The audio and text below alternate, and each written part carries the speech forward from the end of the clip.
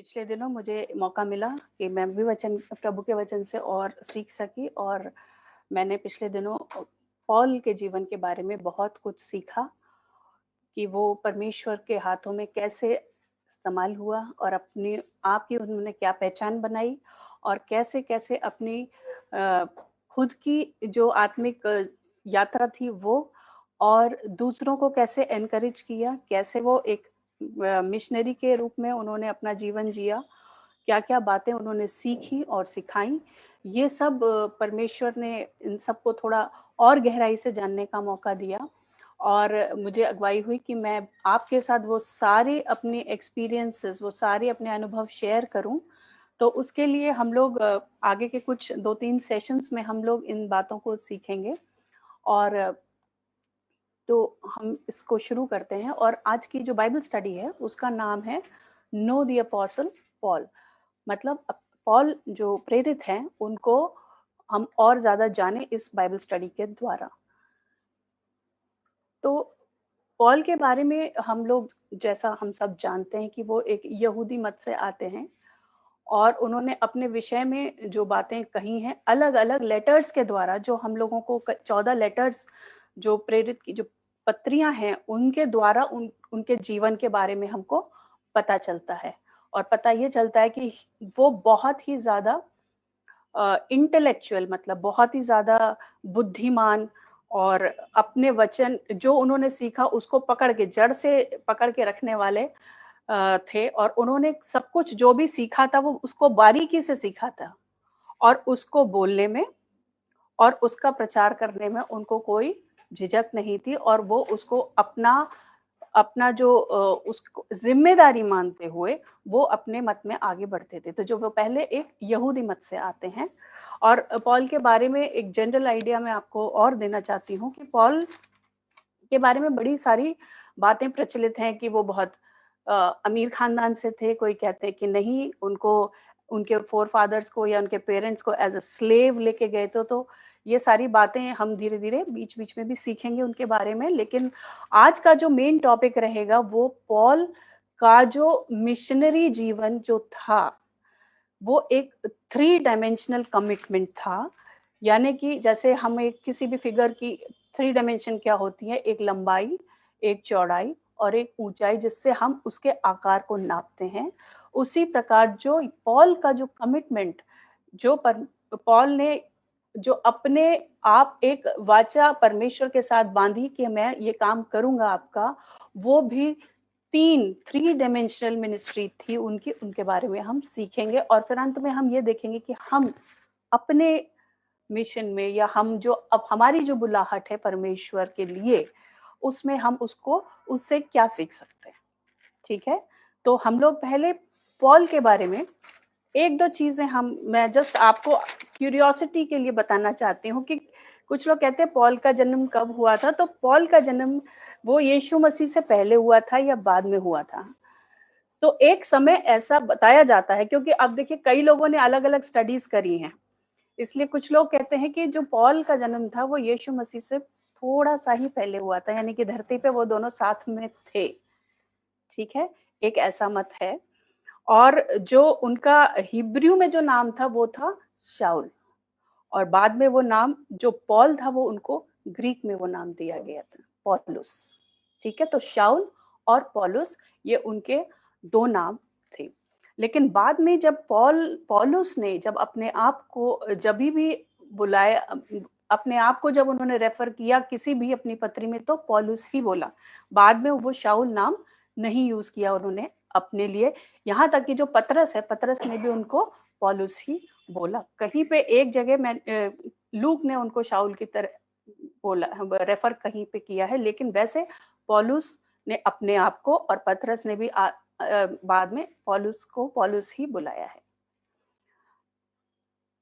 जो शाऊल जब हम उनको बोलते हैं, यानी कि परमेश्वर ने जब उनको चुना उससे पहले, प्रभु यीशु मसीह ने जब उनको दर्शन दिया उससे पहले, वो एक बिन्यामीन जाति से जो इज़राइल की जो 12 जातियाँ थीं, उसमें इंग्लिश में बेंजामिन और हिंदी में बिन्यामीन की जाति से वो आते थे और उनका जो जन्म है और जैसा मैंने बताया यीशु मसीह से थोड़ा-सा पहले और 66 एडी तक यानी कि 66 साल बाद में प्रभु यीशु मसीह की डेथ के बाद जो कैलकुलेट करते हैं, ऐसा माना जाता है कि उनका जीवन का जो समय था वो इस धरती पे रहा। वो एक जगह थी तारसुस। अगर हम प्रेरितों के काम 22 के 3 में देखें, आप लोग बाद में पढ़ लीजिएगा, इसको सिर्फ़ आप नोट कर लीजिए कहीं पे। उन्होंने अपने बारे में 22 प्रेरितों के काम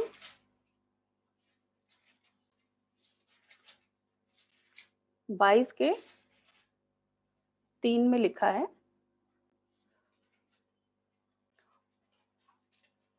और रोमन्स 9 के 3 में भी उनके बैकग्राउंड के बारे में पता चलता है और फिलिपियों 3 का 3 से 6 के बारे में भी अपने बैकग्राउंड के बारे में थोड़ा-थोड़ा उन्होंने लिखा है। ये सब वचन आप लोग बाद में पढ़ लीजिएगा, लेकिन मैं आपको एक छोटे से जिस्ट देती हूँ, यानी कि सारांश में बताती हूँ कि वो एक यहूदी थे और तारसुस नाम की एक जगह जो एक सिसिलिया देश में थी, वहाँ पर वो पैदा हुए थे।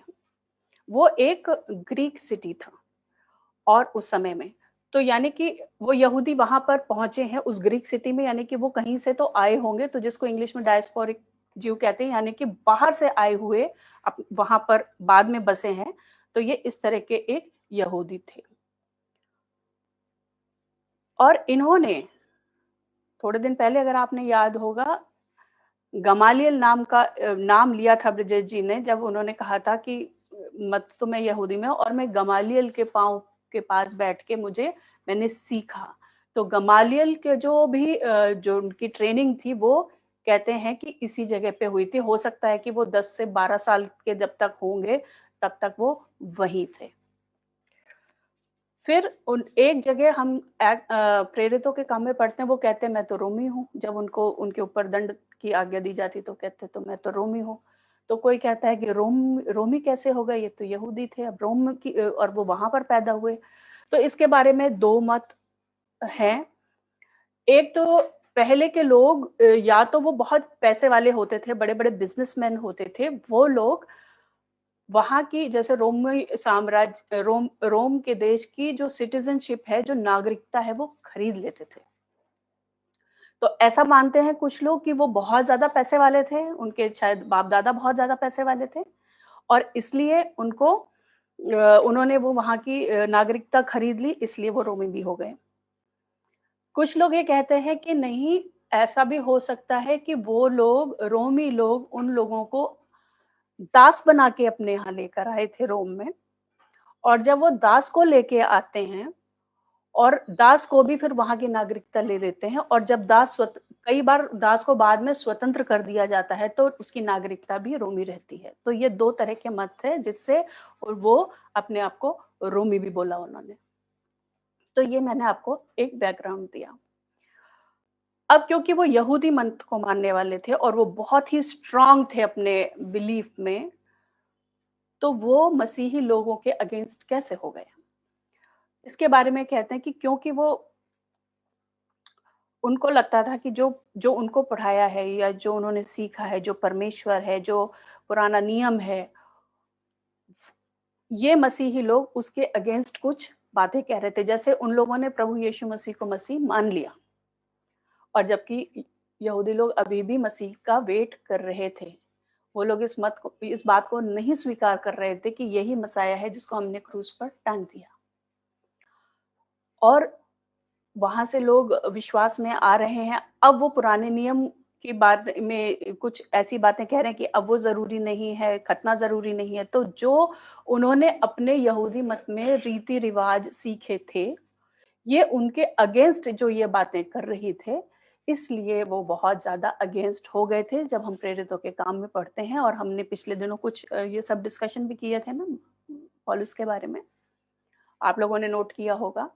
तो अब हम उसके आगे की बात करते हैं। तो यानी कि हमने देखा कि पॉलिटिकली तो वो एक रोमन हो गए और कल्चरली एक ग्रीक हो गए और वैसे वो एक ज्यू भी थे। तो ये तीनों चीज़ें, अब इस चीज़ का उनमें बहुत ज़्यादा बेनिफिट मिलता है क्योंकि 3-3 चीज़ें आ गई, 3 और भाषाओं का भी ज्ञान, तो ये हमेशा एक उनके लिए पॉज़िटिव पॉइंट रहा आगे जब हमने एक्ट्स में जब या प्रेरितों के काम में हम जब पढ़ते हैं। लेकिन आज का जो हमारा टॉपिक है कि जो पॉल का जो बुलाहट थी, वो यीशु मसीह के साथ तो रहे नहीं थे, लेकिन Paul self claimed appointed by Jesus apostle for Gentiles, यानी कि वो अपने आप को यीशु मसीह के द्वारा बुलाए गए, चुने गए और बुलाए गए बोलते थे, और वो अन्य जातियों को सुसमाचार सुनाने के लिए उन्होंने अपने आप को प्रेरित, सेल्फ प्रोक्लेम्ड भी बोलते हैं इस टाइटल को, ये उनके बारे में बोला जाता है। वो एक ट्रेंड रबाई, रबाई यानी कि जो धर्म शिक्षक होते हैं, वो गमालियल के जैसे हम लोग वो वचन पढ़ लेते हैं, प्रेरितों के काम 22 का 3।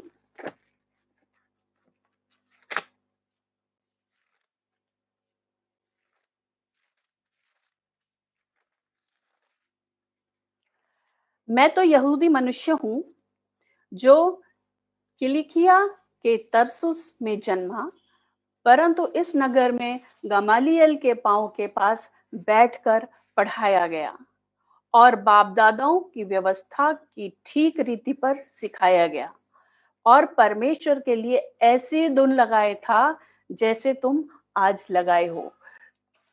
तो यहाँ पर हम देखते हैं कि एक बहुत ही स्ट्रॉन्ग फाउंडेशन, उनको अपने धर्म के बारे में सब कुछ पता था, शुरू से सिखाया गया था, और वो उस मत के उस जो भी उन्होंने व्यवस्था जो सीखी थी, जो उन्होंने यहूदी रीति रिवाज सीखे थे, उसमें वो बहुत ही स्ट्रॉन्ग थे और उनको वो सब पता था। और उसके अगेंस्ट जब कोई चीज होती थी तो उनको लगता था कि ये गलत है, और उसके अगेंस्ट वो काम करते थे, और यही कारण था कि वो जो मसीही लोग थे उनके अगेंस्ट हो गए थे, उनको वो पकड़ पकड़ के बंदी गृह में डालते थे। और फिर ऐसा एक दिन आया कि जब वो दमस्कस की रोड पे जब जा रहे थे, किस लिए जा रहे थे, क्योंकि उन्होंने राजा से एक आज्ञा ले ली थी कि अब मैं ये जो जितने भी मसीह हैं इन सबको मैं और पकड़ पकड़ के डालूंगा। रास्ते में उनका जो एनकाउंटर हुआ, या जो उनकी जो वो किससे हुई, उनकी उनकी मुलाकात प्रभु यीशु मसीह से। और प्रभु यीशु मसीह ने क्या कहा कि तू मुझे क्यों सताता है। प्रभु यीशु मसीह ने बोला तू मुझे क्यों सताता है। वो जो उस समय जो प्रभु यीशु मसीह ने जो का जो दर्शन था पौलुस का, वहां से पौलुस का जीवन, शाऊल का जीवन पौलुस में बदल गया, और यहाँ से उनकी सेवा शुरू भी हो गई।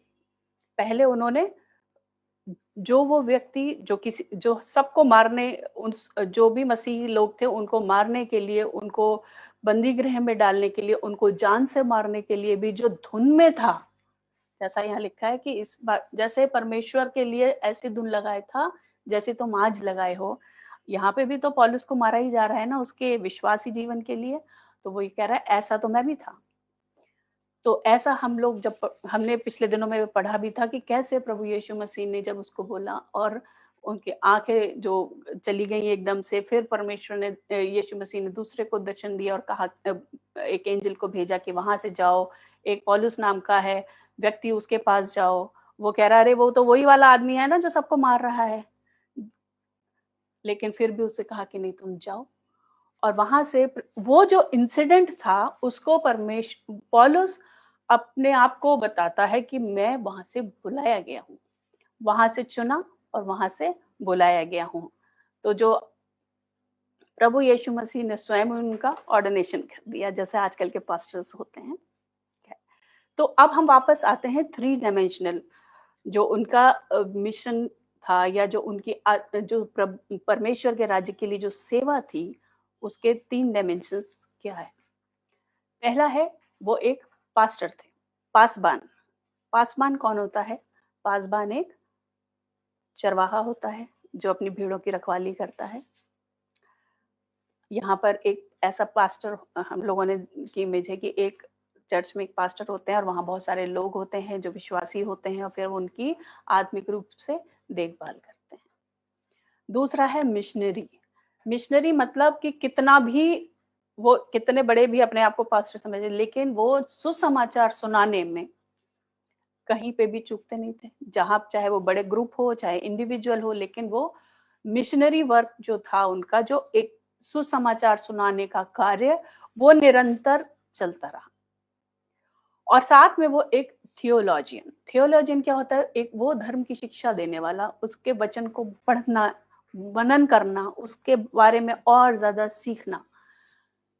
हम लोग जो सेवा में जाना चाहते हैं, सबसे पहली चीज़ तो हमको इस चीज़ का यही ध्यान रखना है कि हमारी जो ये सेवा होती है, ये 3 चीज़ें ज़रूर होनी चाहिए। एक है पास्टरल मिनिस्ट्री, यानी कि एक पासवान की तरह, उन लोगों की देखभाल करनी है जो ऑलरेडी विश्वासी हैं।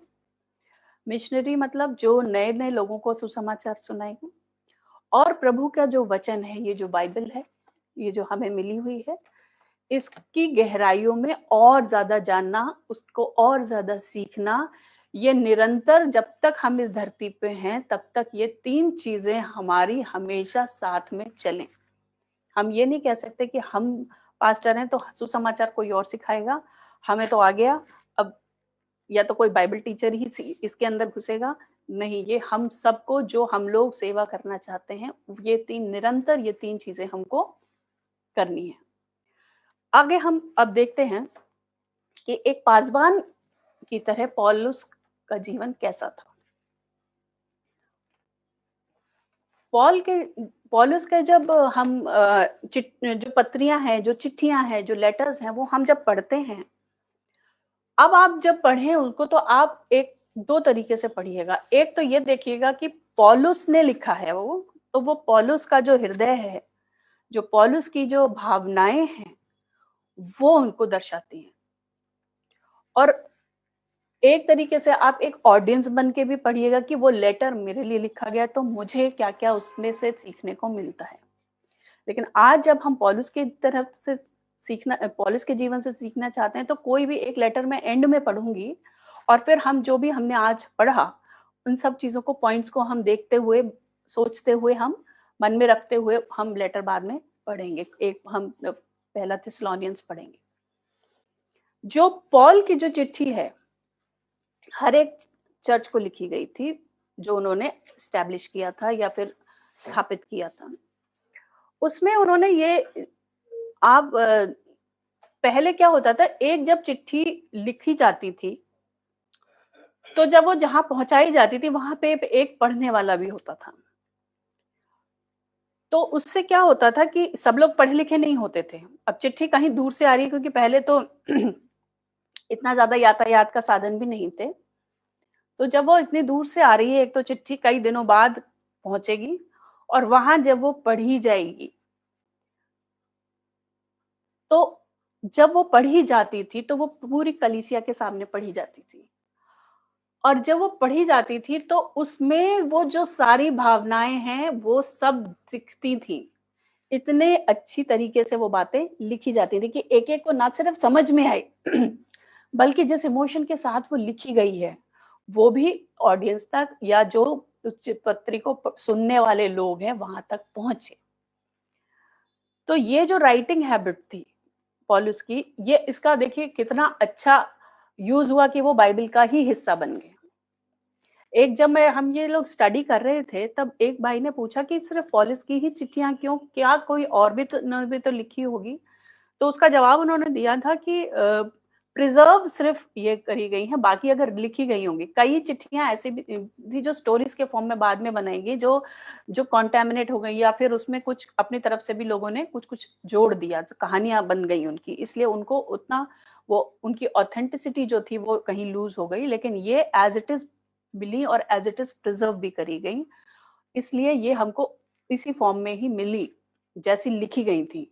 तो इतने साल तक अगर पुराना जो वचन लिखा गया था, वो हमें आज की तारीख में मिलता है, और फिर हम ये देखते हैं कि कितनी प्रैक्टिकल बातें हैं इसमें, कितनी ज़्यादा प्रैक्टिकल बातें हैं, और वो अभी तक हमारे काम आ रही हैं। तो जो लिखने के जो तरीके थे वो पौलुस के, वो बहुत ही बेहतर थे, और इसलिए वो एक पास्टर का हार्ट, जो एक पासवान का दिल होता है, कि पासवान वहाँ सामने है या नहीं है, वो दूर भी बैठा था, लेकिन उसके बावजूद भी वो सारी बातें इतने अच्छे से लिखी लिखी गईं और वो आज तक हम लोग पढ़ते हैं और उस पे मनन करते हैं और उससे सीखते हैं। और जाने कितने आगे साल तक ये प्रभु का वचन है। तो ये तो हमेशा युगानुयुग रहेगा, ये तो अटल है। तो ये उस परमेश्वर के इतने पवित्र वचन का हिस्सा बन गए ये लेटर्स, तो ये एक पास्टर के राइटिंग हैबिट्स को दिखाता है, एक पौलुस के राइटिंग हैबिट्स को दिखाता है, जिसमें उनको अपना दिल पूरा खोल के लिख देना था। इसी प्रकार जब पास्टर अपना कोई भी प्रचार करें, तो वो उस तरीके से करें कि वो जो उनकी सारी बातें हैं, वो बहुत ही प्यार से और बहुत ही इमोशंस के साथ जो सुनने वाला है उस तक पहुँच जाएँ। पौलुस की जो चिट्ठियाँ थी, वो हमेशा बहुत ही प्रेम के साथ स्टार्ट होती थी, बहुत ही प्रेम के साथ। और वो हमेशा उन लोगों के जीवन के लिए जो उस चिट्ठी को सुनने वाले हैं, उन लोगों के जीवन के लिए पौलुस धन्यवाद देते थे। शुरुआत के ही जब आप किसी भी चिट्ठी के 3-4 शुरू के आयतें जब हम वचन पढ़ते हैं, तो उसमें हम देखते हैं कि हमेशा अपना जो उनका संबोधन है कि भई हमारी तरफ से अगर उन्होंने कोई साथ में लोग हैं, उसको पहुँचाने वाले या लिखने वाले उनका भी नाम और उन लोगों के लिए धन्यवाद और उन लोगों के लिए बहुत-बहुत प्यार जो जो लोग उनको उन पत्रियों को सुनने वाले हैं। पढ़ने वाले तो एक ही रहेगा, पूरी कलीसिया के सामने पढ़ा जा रहा है, लेकिन सुनने वाले लोगों के लिए भी इतना प्यार और इतनी ज़्यादा धन्यवादित मन से वो चिट्ठियाँ लिखी जाती थी और यही चीज़ हमको भी देखनी है कि हम भी जब किसी भी को भी कुछ बात कहें, उत्साहित करें, तो पहले उसके बारे में हम अच्छी बातें बोलें, प्यार से बोलें, जो उसकी अच्छाइयाँ हैं वो बोलें और उसके बाद हम उन जो भी हमें बताना है वो हम बताएँ। एक चीज़ और जो पौलुस की जो चिट्ठियाँ हैं उनसे हमें पता चलती है कि एक बहुत ही अच्छा रिलेशनशिप हमें पता चलता है। जैसे कहीं पे तो वो हे भाइयों ऐसे लिख रहे हैं, जो कि एक जनरल टर्म भी यूज़ कर सकते हैं या फिर हम अपने सच में जो हमारे मसीह भाई-बहन हैं उनके लिए यूज़ कर सकते हैं। हम एक दोस्त के लिए भी यूज़ कर सकते हैं और कहीं-कहीं पे उन्होंने अपने जो पासवान वाली जो सेवा है उसको माँ के तरह भी इस्तेमाल किया है। एक जैसे माँ अपने बच्चों की देखभाल करती है, उस मदर्स हार्ट से, उस माँ के दिल की तरह उन्होंने अपना दिल निकाल के रखा है उन लोगों के लिए जो उनके सुनने वाले हैं। और कहीं एक जगह उन्होंने पिता के रूप से भी देखा है। पिता जो इमोशंस ज़्यादा नहीं दिखाता लेकिन प्यार करता है, करेक्ट भी करता है, माँ भी करेक्ट करती है।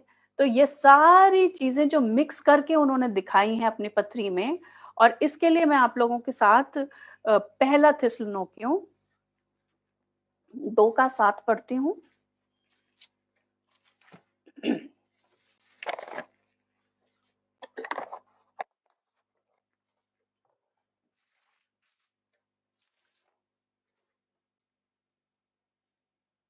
परंतु जिस तरह माता अपने बालकों का पालन-पोषण करती है, वैसे ही हमने भी तुम्हारे बीच में रह के कोमलता दिखाई है।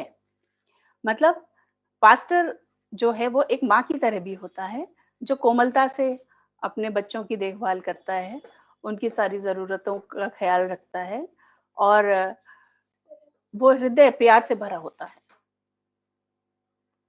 दूसरा एक और वचन हम देखेंगे पहला थिस्सलुनीकियों 2 और 10 और 11 जहाँ लिखा है पहला थिस्सलुनीकियों 2, 10 और 11 तुम आप ही गवाह हो और परमेश्वर भी गवाह है कि तुम विश्वासियों के बीच में हमारा व्यवहार कैसा पवित्र और धार्मिक और निर्दोष रहा। तुम जानते हो कि जैसे पिता अपने बालकों के साथ व्यवहार करता है, वैसे ही हम भी तुम में से हर एक को उपदेश देते हैं और शांति देते हैं और समझाते हैं। एक पिता की तरह वो समझा रहे हैं। एक पिता बच्चे की अगर कोई दिक्कत है, कोई प्रॉब्लम है, तो अगर आप डायरेक्टली उसको मार कूट देंगे तो उससे कोई फ़ायदा नहीं है। लेकिन अगर आप उसको प्यार से पूछें, उसको शांति से समझाएँ, तो वो एक पिता करता है। और ये एक कैरेक्टर जो है वो पौलुस के जीवन में हमको आप सारी पत्रियाँ एक-एक करके पढ़ेंगे तो आपको सब में ये दिखेगा कि एक माता की तरह कोमलता भी दिख रही है और एक पिता की तरह शांति और समझाना और उपदेश देना भी दिख रहा है। भाई का भी संबोधन है और बहुत ही और जहाँ पे उनको डाँट लगानी है, वहाँ पे वो डाँट लगाने से भी अपनी पत्रियों में नहीं चूक रहे हैं, जहाँ पर उनको बताना है कि तुम लोग जो सुसमाचार हमने तुम्हें सुनाया उससे भटक गए हो, तो वहाँ बहुत ही क्लियर एग्ज़ॉर्टेशन यानी कि बहुत ही क्लियर उपदेश डाँट के रूप में भी वो चिट्ठियों में दिखता है। तो एक पास्टर जो है, वो एक मैनेजर नहीं है, एक सीईओ नहीं है किसी कंपनी का जो वो एक गद्दी पे बैठे और वो सबसे कहे तुम ये करो, तुम वो करो, तुम वो करो। लेकिन पौलुस ने ये दिखाया कि एक पास्टर जो है एक पिता, एक माँ और एक अच्छा शिक्षक भी होता है जो कि सिखाता भी है और ज़रूरत पड़ने पे डाँट भी लगाता है। तो ये सारे कैरेक्टर्स को लेके ये सारे गुण एक अच्छे पास्टर में होने चाहिए और ये हमने पौलुस के जीवन से देखा और पौलुस एक चीज़ कहने में नहीं हिचकिचाता, वो ये है कि मेरी चाल चलो, मेरे जैसे बनो। आज की तारीख में हम लोग कह सकते हैं क्या मेरे जैसे बनो क्योंकि हमारे अंदर कहीं न कहीं कुछ न कुछ आ जाएगा कि नहीं, नहीं, नहीं, नहीं, अगर इसको ये बात मेरी पता चल गई तो, ये बात पता चल गई तो। लेकिन इतने कॉन्फिडेंस से ये कहना कि जैसे मैंने किया वैसे चलो तुम, क्योंकि उनको कॉन्फिडेंस था कि जैसे प्रभु यीशु मसीह ने कहा कि मेरे जैसे बनो, तो वो उस जर्नी में अपनी पूरी कोशिश करके चल रहे हैं और इसलिए कहते हैं कि तुम मेरी जैसी चाल चलो। तो ये कॉन्फिडेंस भी होना ज़रूरी है और ये कॉन्फिडेंस तब आएगा जब हमारा खुद का जीवन पवित्र होगा और प्रभु के साथ चलने वाला होगा। और हम जब वचन देखते हैं कि ऐसी भी इंसिडेंट्स थे, जहाँ पे उन्होंने अपने चर्च की जो ज़रूरतें हैं, चाहे वो किसी भी प्रकार की ज़रूरत है, मटेरियल यानी कि जो इस तरह की हो सकता है किसी को पैसे की ज़रूरत हो, किसी को कपड़े की ज़रूरत हो, जो इस तरह की ज़रूरतें थी, वो भी पूरा करने में चूके नहीं। वो पूरा करने में भी वो आगे रहे। अपना रोटी खुद कमाते हुए, अपना काम-धंधा उसमें लिखा है एक वचन में कि काम-धंधा करते हुए मैं सारी काम ये करता हूँ ताकि मैं किसी के ऊपर बोझ ना बनूँ। यहाँ तक और फिर वो नेक्स्ट लाइन में कहते हैं ऐसा नहीं है कि मुझे अधिकार नहीं है कि ये जो तुम लोग मुझे दान दे रहे हो इसका मैं अधिकारी नहीं हूँ, लेकिन मैं नहीं क्योंकि मेरे पास जो है वो बहुत आयत सा है। और उन्होंने ये बोला कि मैंने संतोष करना सीख लिया है। तो एक पास्टर को संतोष करना जो है उसमें और जो ज़रूरत है उसको दूसरे को अपने चर्च के जो भी लोग हैं उनकी ज़रूरतों को पूरी करने में भी नहीं हिचकिचाना चाहिए। ये अपनी सामर्थ्य में जितना वो कर सकते हैं वो करें। अपने जिन्होंने उनका साथ दिया उसका नाम भी आप देखो जैसे एक यूडिया करके एक फिलिपियों 4:2 में 2 लोगों के बारे में उन्होंने नाम लिख के कहा है कि भी ये लोग थे जो मेरे साथ रहे।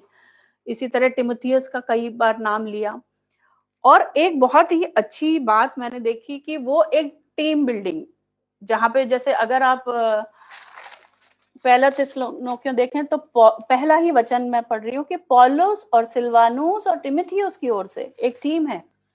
यदि वो टीम के लीडर हैं तो वो अपनी तरफ से भी लिख सकते थे ना, लेकिन उन्होंने नाम मेंशन दूसरे का नाम मेंशन करने में भी कोई दिक्कत नहीं है। यानी कि अपना जो क्रेडिट है वो खाली खुद का नहीं सबको दे रहे हैं बराबर-बराबर। तो समानता आ रही है, वो कोई ओहदा नहीं है। वो अपने जीवन को उन्होंने प्रभु यीशु मसीह को समर्पित कर दिया है तो वो कुछ उनका नहीं है। ये बात इन सब बातों से क्लियर होती है कि ये एक पास्टरल टीम जो फंक्शनल है रियल सेंस में कि जो काम कर रही है जहां मैं नहीं जा सकता मैं अपने भाई तिमुथियुस को अब भेजता हूँ तो भेज रहे हैं वो कि जहां मैं नहीं जा पा रहा वो मुझे रिप्रेजेंट करने वहां जा रहा है उसके हाथों में ये चिट्ठी भेज रहा हूँ जहाँ तिमुथियुस को खुद को जरूरत है वहां उसको भी लिख रहे हैं तो इस तरह हमने देखा कि बहुत ही एक पास्टर की कैसी-कैसी ज़िम्मेदारी वो पौलुस ने वो पूरी करी है, प्यार के साथ, डाँट के साथ और ये समझ के कि वो प्रभु यीशु मसीह में क्या हैं। अपने आप को समझ के, अपनी पहचान समझ के जो प्रभु यीशु ने उनको खुद को दी, उसको समझते हुए ये ज़िम्मेदारी पूरी-पूरी करी और इसलिए आज की जब हम मेरा जो अपना पर्सनल नज़रिया था इन चिट्ठियों को पढ़ने का, अब वो सच में बदल गया। अब मैं ये देखती हूँ कि पहले मैं जब इन पत्रियों को पढ़ती थी तो मैं सोचती थी कि मैं क्या सीख रही हूँ इससे, कि मुझे क्या-क्या करना है। लेकिन अब मैं लिखने वाले की तरफ से भी पढ़ रही हूँ कि कितनी बड़ी ज़िम्मेदारी है जब वो चिट्ठी लिख रहे हैं एक कलीसिया को इतनी दूर से बैठे हुए और उसमें वो इतनी अच्छी तरीके से वो बातें समझाई गई कि तुमको बच्चे ये करना है, वो नहीं करना है और जहाँ पे डाँट है वहाँ डाँट है, जहाँ प्यार है वो उन चिट्ठियों में से झलक रहा है वो प्यार।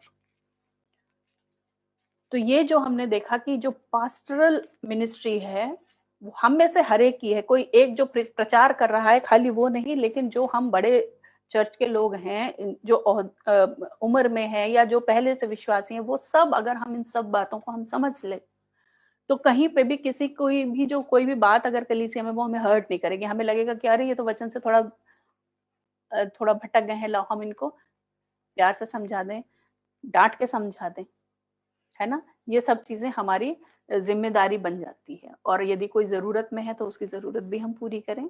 एक पिता की तरह, एक माता की तरह और एक भाई या बहन की तरह हम लोग ये ज़िम्मेदारी ज़रूर पूरी करें और एक अच्छे चरवाही की तरह अपनी भेड़ों की ज़िम्मेदारी पूरी करें। एक थियोलॉजियन मतलब जो धर्म की शिक्षा प्राप्त करते हैं, उनको और ज़्यादा स्टडी करते हैं, उनके ऊपर ध्यान मनन करते हैं और उनको दूसरों के बारे में बताते हैं। तो रोमियो की पत्री पहला वचन 1 से 6 तक हम पढ़ेंगे।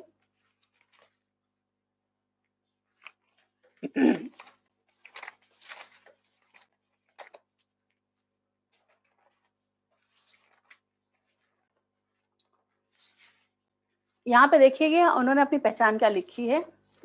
पौलुस की ओर से जो यीशु मसीह का दास है, अपने आप को सर्वेंट या दास कहने में कोई हिचकिचाहट नहीं है। यीशु मसीह का दास है और प्रेरित होने के लिए बुलाया गया है। किसने बुला लिया उसको? किसी चर्च ने नहीं बुलाया, यीशु मसीह ने डायरेक्ट बुलाया।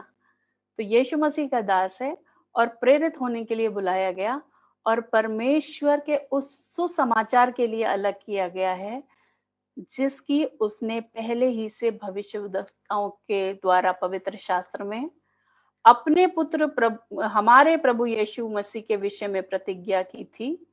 वह शरीर के भाव से तो दाऊद के वंश से उत्पन्न हुआ और पवित्रता की आत्मा के भाव से मरे हुए में से जी उठने के कारण सामर्थ्य के साथ परमेश्वर का पुत्र ठहरा है।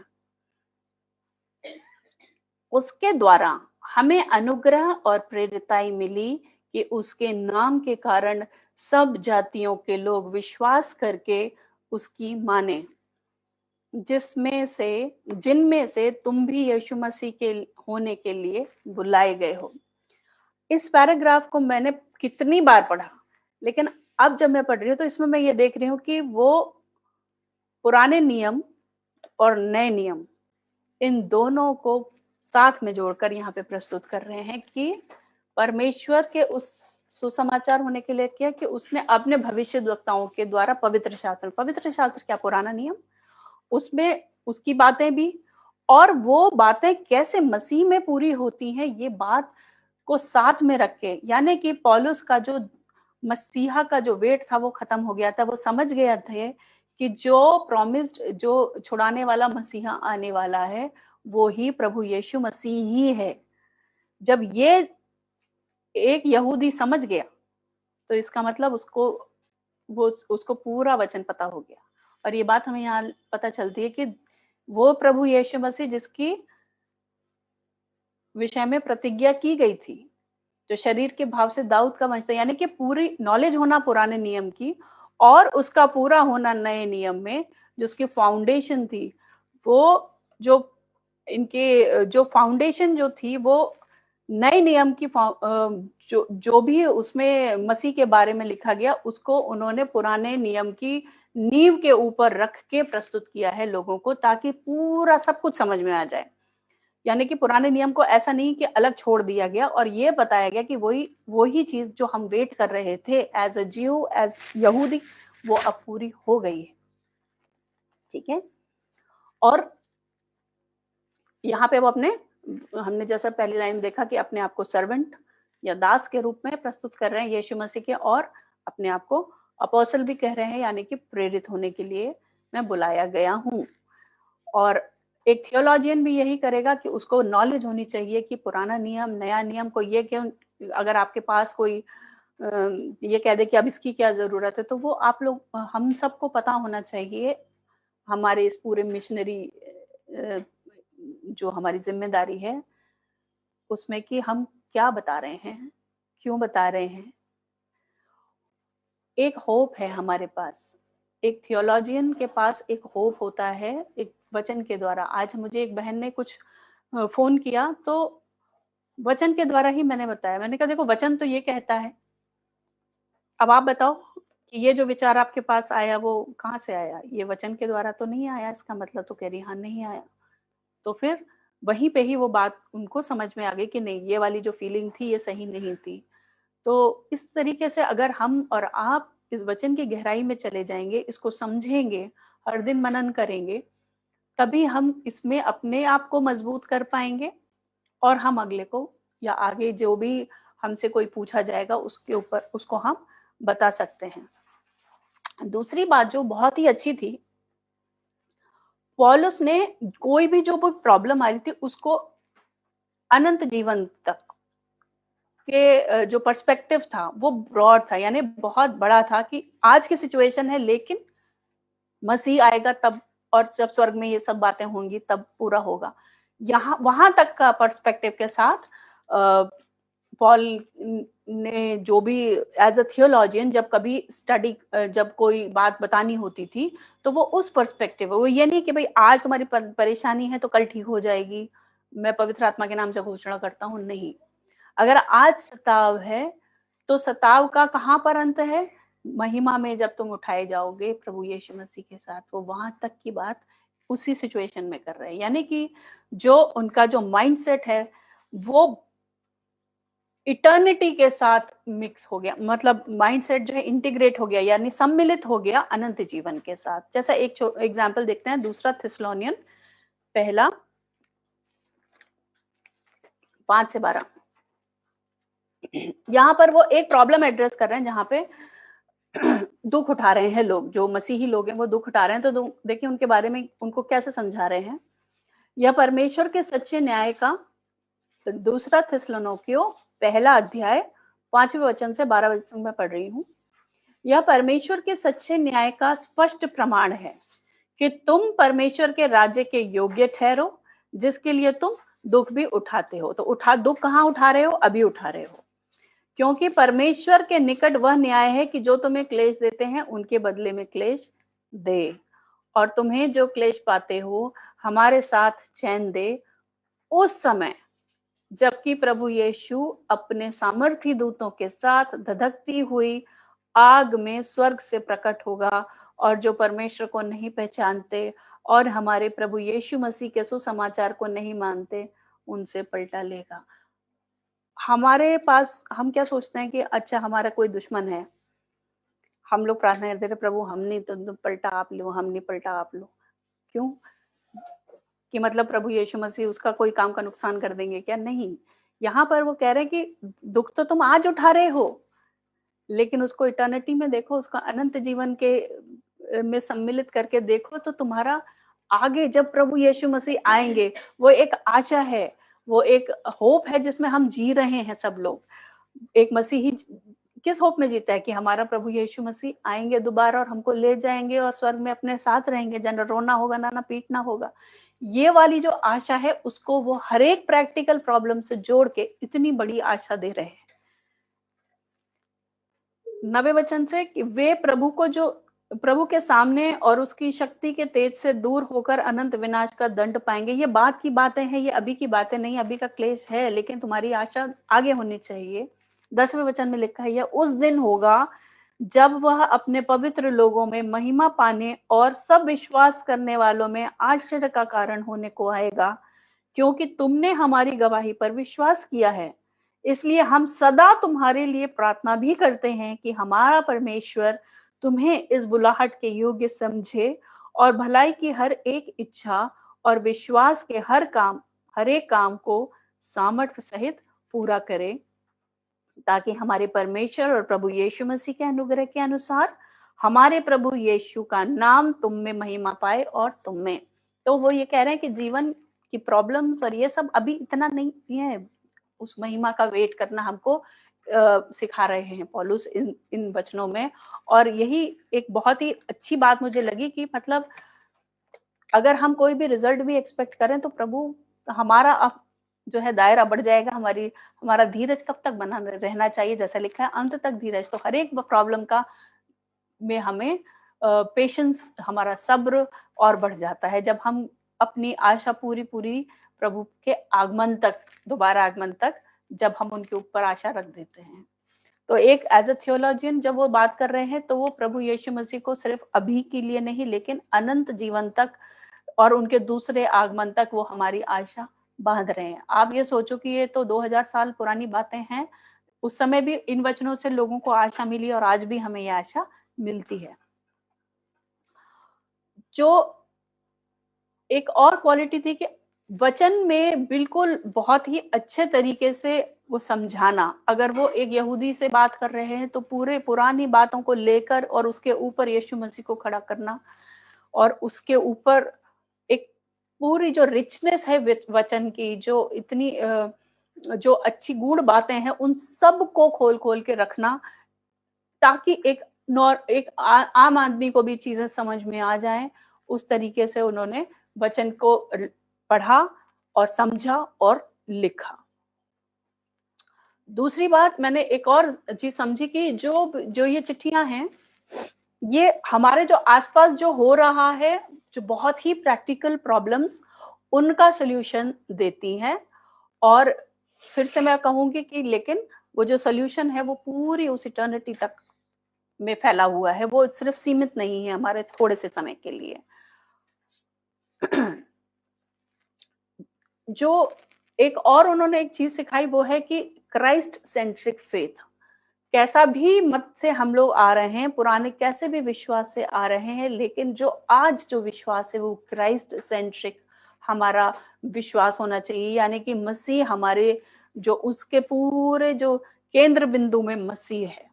और उसके बाद जब हम देखते हैं किसी भी तरीके से, तो हम अलग अलग पर्सपेक्टिव में तो देखते हैं कि हाँ, वो जो सारी बातें जो हमने सीखी, वो एकमात्र सब चीजें मसीह में पूरी होती हैं।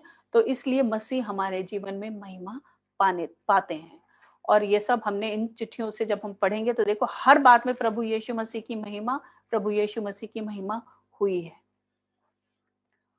And he was very passionate about the word of God. यानी कि प्रभु के जो वचन थे उनके लिए वो बहुत ज्यादा उत्साहित, बहुत ज्यादा प्रेम करने वाला था। और ये क्वालिटी हम सब में होनी चाहिए कि प्रभु के वचन से प्रेम करें। और उनका जो कमिटमेंट था वो भी था, वो मैंने जैसा शुरू में बताया कि किसी ने अपॉइंट नहीं किया। He was self appointment, self proclaimed, I am been appointed to serve to gentiles यानी कि दूसरे अन्य जातियों के लिए भी वो अपने आप को उन्होंने एक प्रेरित माना और अपने आप को उस तरीके से प्रेजेंट किया। तो यहाँ पर भी हमने देखा कि जब एक थियोलॉजियन यानी कि एक धर्म गुरु या धर्म की शिक्षा को देने वाले को पहले खुद को देखना है कि हम कितनी गहराई से वचन को समझते हैं। और ये कोई एक दिन का तो काम है नहीं, ये तो हर दिन का काम है। हर दिन हमें वही वचन जो हम बार बार पढ़ते हैं, वही हर बार हमें एक कुछ नई शिक्षा, कुछ नई चीज हमें सिखाते हैं, एक हमारे दृष्टिकोण को बदलते हैं और हर दिन हमारे विश्वास को अपने वचनों के द्वारा हमारे जीवन में परिवर्तन लाते हैं। तो ये हमारे जीवन के लिए भी उतना ही जरूरी है, उतना ही जितना कि जब हम दूसरे को समझाते हैं उसके जीवन में। तो ये दो धारी तलवार है और इसके अंदर हम जितना घुसें और जितना समझें, इसकी गहराई में डूब जाएं, वो हमारे लिए और जिसको हम बताएंगे उसके लिए, हम दोनों के लिए लाभदायक है। तीसरा है Paul as a missionary. Missionary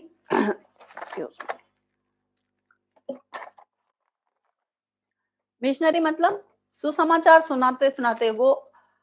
अब पुराने जमाने में देखो आप, जब सिर्फ शायद जहाज होते थे या गाड़ियां भी होती थी, जानवरों वाली होती थी, उस समय पौलुस ने 3 यात्राएं करी जिनका डिस्क्रिप्शन हम लोगों को प्रेरितों के काम में मिलता है।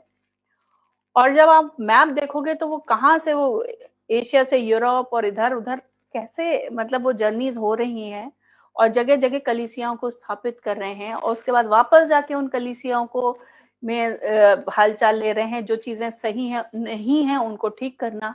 ये एक मिशनरी के जीवन को का काम था और वो भी उन्होंने खूब किया।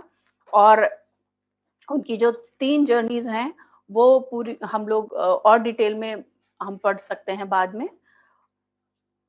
स्लेव ऑफ क्राइस्ट अपने आप को बोल देना, यानी कि मैं परमेश्वर का दास हूँ, तो मैं कहीं से भी कहीं चला जाऊँगा प्रभु के लिए, प्रभु के राज्य को बढ़ाने के लिए। मैं नहीं हूँ, अब प्रभु मसीह मुझ में जीवित है। मसीह मुझ में जीवित है, तो अब मैं मसीह में सब कुछ कर सकता हूँ। ये सारी जो आशाएँ जो मसीह ने के से उन्होंने ली, वो उन्होंने अपनी पूरी मिशनरी लाइफ में पूरी तरीके से समर्पित भी कर दी। वो सब सीख पूरी झोंक दी, ताकि कोई भी जन ऐसा ना रह जाए कि जिसने सुसमाचार नहीं प्राप्त किया, और अगर प्राप्त किया तो उससे भटक गया, उसके लिए भी उनने अपने आप को ज़िम्मेदारी से उन सारी प्रॉब्लम्स को भी अपने पत्रियों के द्वारा एड्रेस किया। तो जो वो 3 यात्राएँ हैं, वो लंबी-लंबी यात्राएँ हैं, उनके बारे में हमें ज़रूर पढ़ना चाहिए। जब आप पढ़ें, तो आप मैप लेके साथ में बैठना, वर्ल्ड मैप, और तब आपको अच्छे से समझ में आएगा। या फिर जो पुरानी स्टडी बाइबल्स होती हैं, उसमें आप पीछे मैप्स होंगे, उसमें पॉल की 3 यात्राओं के बारे में एरोज़ लगे होंगे, तो आप देखना कहाँ-कहाँ से पौलुस ने यात्रा करी और लोगों को एनकरेज किया, सुसमाचार सुनाया और उनको बढ़ाया आगे, और कलीसिया को स्थापित और दृढ़ करा। दृढ़ किस में? बिल्डिंगों में? नहीं, दृढ़ मतलब वचन में। और इसीलिए हम और आप जब हम किसी को भी एनकरेज करें, तो हम देखें कि वो भी वचन में उतने ही दृढ़ हों। बीच-बीच में उनसे पूछते रहिए, उनको समझाते रहिए, चीज़ें नहीं समझ में आती हैं, इतने साल हो जाते हैं, आप उनको समझाइए, प्रार्थना कीजिए उन लोगों के लिए। तो ये वाली जो हमने एक मिशनरी के रूप में हमने पौलुस को देखा कि एक तो उनको किसी से कोई कॉम्पिटिशन नहीं था। अपना जीवन प्रभु मैं तो प्रभु के द्वारा चुना गया हूँ। प्रभु के द्वारा बुलाहट है मेरी। एक चीज़ और मैं यहाँ पे बताना चाहती हूँ कि Paulus was not converted, he was called. उनने कोई कन्वर्जन नहीं किया, कोई मैंने ये धर्म था, मैं ये धर्म की तो कोई बात ही नहीं करी। मैं बुलाया गया हूँ, मसीह के द्वारा मैं बुलाया गया हूँ, और यही हमारे और आपके जीवन की पहचान है। हम मसीह के लिए बुलाए गए हैं, उसके लिए चुने गए हैं, और स्वयं मसीह ने हमें चुना है। तो क्यों ना हम, जब मसीह ने हमें चुना है, हमारे लिए जब हमारे लिए अपने प्राण दिए हैं, जब मसीह ने सब कुछ हमारे लिए कर दिया, तो हमारा अब बचता क्या है अपने लिए? कुछ भी नहीं। तो ये जीवन जो है, आज भी जो हम एक-एक साथ जी रहे हैं, वो हमारे परमेश्वर हमारे प्रभु यीशु मसीह के द्वारा दी गई है। उन्होंने अपना बेशकीमती लहू बहा के हमारे सारे पापों से हमें छुटकारा दिया है। तो इसलिए हम प्रभु यीशु मसीह का सुसमाचार सुनाने में लजाएँ नहीं। ये भी एक बात की एक जगह उसने इंग्लिश में लिखा है कि woe to me if I do not preach Christ. मुझ पर हाय यदि मैं मसीह का समाचार ना बांटूं, नहीं प्रचार करूं, क्योंकि हमें मिला है, बाइबल में लिखा है कि सेंत में मिला है, सेंत में दो। जब आपको मिला, इसमें हमारा कुछ है नहीं। अगर हम नहीं बता रहे हैं, तो हम तो मसीह के कर्जदार हो गए, क्योंकि उन्होंने तो हमें दिया है। वो सारी जो खजाना है, वो हमें मिल गया और बांटने के लिए मिला था, और बांटा नहीं, अपने पास रख लिया, तो फिर सच में मुझ पर है। इसलिए जहाँ पे भी जाएं, बताएं, तैयार रहें। देर सबेर समय हो चाहे ना हो, तैयार रहें। तैयारी आपकी होनी चाहिए, वो मन की तैयारी, तन की तैयारी होनी चाहिए कि रात के 2 बजे भी किसी के पास जाके सुसमाचार सुनाना है तो सुनाएं। किसी से कोई कंपटीशन नहीं, और हर जगह तैयार रहना। और जैसा प्रभु यीशु मसीह ने जब पौलुस से एनकाउंटर किया था, वो जो दमिश्क का जो उनका अनुभव था, जिसको उन्होंने बोलते हैं कि मैं बुलाया गया, मैं चुना गया, वैसा हम सब के पास है, मुझे विश्वास है, क्योंकि हम सब मसीह के लोग हैं। कहीं ना कहीं से हमें मसीह ने उठाया है, हमको चुना है, और आज हमारी ये जिम्मेदारी है कि हम वो मसीह का समाचार जो हमें मिला है, वो खुशी जो हमें मिली है, जो शांति हमें मिली है, वो हम बांटें। इस दुनिया में इस समय शांति की बहुत ज्यादा कमी है, और हम जानते हैं शांति का राजकुमार हमारे पास है। हम शांति के राजकुमार प्रभु यीशु मसीह के हैं, तो क्यों ना हम वो बांटें। और पौलुस एक टीम प्लेयर थे, चाहे वो सुसमाचार हो, चाहे वो पासवान की ज़िम्मेदारी और टीम प्लेयर यानी कि मैं तो आज हूँ, कल नहीं रहूँगा। तो वो ज़िम्मेदारी बाँटना, वो बाँटना, आगे बढ़ाना और अपने जैसे लोगों को और ज़्यादा तैयार करना। बैकग्राउंड कैसा भी हो, वो जाके वो क्लियर कर रहे हैं कि ये ऐसा तो था लेकिन अब नहीं है ऐसा ये बच्चा। तो इस तरह से बैकिंग भी दे के आगे बढ़ाना, क्योंकि जब चुने हुए नहीं होते उससे पहले तो सबका जीवन कहीं न कहीं पाप में फँसा ही होता है। कोई हम ये तो है नहीं कह नहीं सकते कि हम तो बहुत अच्छे थे पहले, नहीं हम सब पापी थे। प्रभु यीशु मसीह के द्वारा बचाए गए। लेकिन कुछ लोगों के बैकग्राउंड इतने अ, खराब होते हैं या डरावने होते हैं, जिनको प्रभु यीशु मसीह में बदलने के बाद भी एक्सेप्ट करना, वो मुश्किल होता है। पौलुस ने ये वाली प्रॉब्लम को भी एड्रेस किया। और ये भी बताया कि भई आगे जब आपने विश्वास कर लिया है, कलीसिया में जा रहे हैं, उसके बाद भी किस तरह से हम भटकाने वाले लोग भी आ जाते हैं, जो आपको सुसमाचार जो पौलुस ने बताया, उसको छोड़कर वो किसी और सुसमाचार के पीछे चले गए। वो सारी प्रॉब्लम्स भी एड्रेस करी एज़ अ मिशनरी। तो इसलिए ज़रूरत है हम लोगों को भी ये सब सीखने की, ये सब करने की कि हम लोग हर समय तैयार रहें प्रभु यीशु मसीह के बारे में बताने के लिए। और वो प्रभु यीशु मसीह ने जैसा बोला कि एक बर्डन अपने ऊपर लिया कि मैं प्रभु का सुसमाचार सुनाऊँगा ही सुनाऊँगा, उस तरीके से हम हमेशा तैयार रहें। और वो प्रभु यीशु मसीह को प्रसन्न करने के जीवन बिता रहे थे। He was not a man pleaser. वो अगर कहीं पे किसी बात को जो वचन के खिलाफ है, अगर उसको बताना होगा तो वो बताने में हिचकते नहीं थे, चाहे कि उनसे वो पहले वाले प्रेरित भी हों। और ये भी हम बात सीखेंगे बाद में तब किसी और स्टडी में। करेक्शन में कहीं पीछे नहीं हटे, क्योंकि he was not a God man pleaser. वो मनुष्यों को प्रसन्न करने के लिए उन्होंने कहा मैं तो प्रभु यीशु मसीह को प्रसन्न करने के लिए हूँ। तो वचन से जो भी इधर-उधर हुआ, उन्होंने उसको करेक्ट कर दिया। तो आज हम लोग क्या-क्या सीखा? हमने सीखा कि हम एक बार समराइज़ करते हैं कि 3 डायमेंशनल मिनिस्ट्री है पौलुस की, और वही हमारे जीवन में होने चाहिए। एक पासवान के रूप में, और एक थियोलॉजियन यानी कि धर्म की शिक्षा सीखने और सिखाने के रूप में, और एक मिशनरी के रूप में कि जो जाके जगह-जगह लोगों को सुसमाचार सुनाता है। तो ये थ्री फोल्ड रिस्पॉन्सिबिलिटी जीसस ने भी करी थी। उन्होंने प्रचार भी किया था, उन्होंने सिखाया भी था, उन्होंने सेवा भी करी थी, लोगों को चंगा किया था। इसी प्रकार हम लोग भी ये मिनिस्ट्री करें। और एक चीज़ आप हमेशा ध्यान रखें कि यदि वो केयर नहीं है, वो प्यार नहीं है, वो लगाव नहीं है, वो एक-दूसरे की अम, जो अगर हम एक-दूसरे की फ़िक्र नहीं है, तो फिर कोई भी प्रीचिंग, कोई भी टीचिंग सब व्यर्थ हो जाएगा। तो एक माँ की तरह, एक पिता की तरह, एक एक बहुत ही प्यारे भाई की तरह, बहन की तरह ही ये सेवा हम लोग अपने जीवन में आगे के लिए हम करें।